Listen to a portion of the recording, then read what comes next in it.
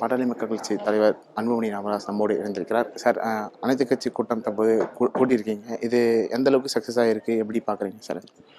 இன்று சென்னையிலே பாட்டாளி மக்கள் கட்சி தலைமையில் தமிழ்நாடு அரசு உடனடியாக சமூக நீதி கணக்கெடுப்பு என்கின்ற சாதிவாரி கணக்கெடுப்பு நடத்த வேண்டும் என்ற நோக்கத்திலே அனைத்து கட்சிகள் ஒன்று சேர்ந்து ஆலோசனை நடைபெற்று இதில் ஒரு தீர்மானம் ஒருமனதாக நிறைவேற்றி இந்த தீர்மானத்திலே தமிழ்நாடு அரசு முதலமைச்சர் விஜய் அவர்கள் தலைமையில் இருக்கிற தமிழக அரசு வரும் காலத்திலே உடனடியாக சமூக நீதி கணக்கெடுப்பு என்கிற சாதிவாரி கணக்கெடுப்பு நடத்த வேண்டும் என்று தீர்மானிக்கப்பட்டிருக்கிறது.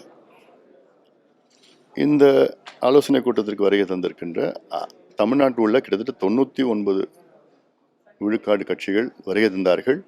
வராத கட்சிகள் தொலைபேசி மூலமாக, குறிப்பாக திமுக தொலைபேசி மூலமாக இதற்கு என்னை தொடர்பு கொண்டு ஆதரவு கொடுத்தார்கள். ஆக இன்றைய அவசியமானது காரணம், இந்தியாவிலே 50 விழுக்காட்டிற்கு மேல் இடஒதுக்கீடு தமிழ்நாட்டில் மட்டும்தான் இருக்கிறது. 69 விழுக்காடு தமிழ்நாட்டில் இருக்குது. இந்த இடஒதுக்கீடு அரசியல் சாசனத்தில் 9வது அட்டவணையில் பாதுகாக்கப்பட்டிருக்கிறது. இதற்கு இன்று அச்சுறுத்தல் இருக்கிறது. உச்சநீதிமன்றம் மூலமாக அச்சுறுத்தல் இருக்கிறது. அங்கே நீதிமன்றத்திலே பல வழக்குகள் தொடரப்பட்டிருக்கிறது. இந்த வழக்கு என்னைக்குன்னா வந்ததுன்னா நம்ம நியாயப்படுத்தணும். தமிழ்நாட்டில் 69 விழுக்காடு இடஒதுக்கீடு இருக்கான்னு, மக்கள் இருக்கின்றார்களா என்று. அதற்கு உடனடியாக இதற்கு தேவைப்படுகிறது.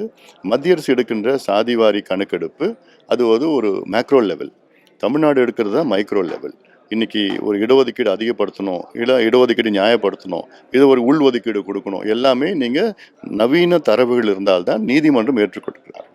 இல்லைன்னா அதை ரத்து செய்கிறாங்க, தடை செஞ்சிடறாங்க, எல்லாம் பண்ணிடுறாங்க நீதித்துறையில்.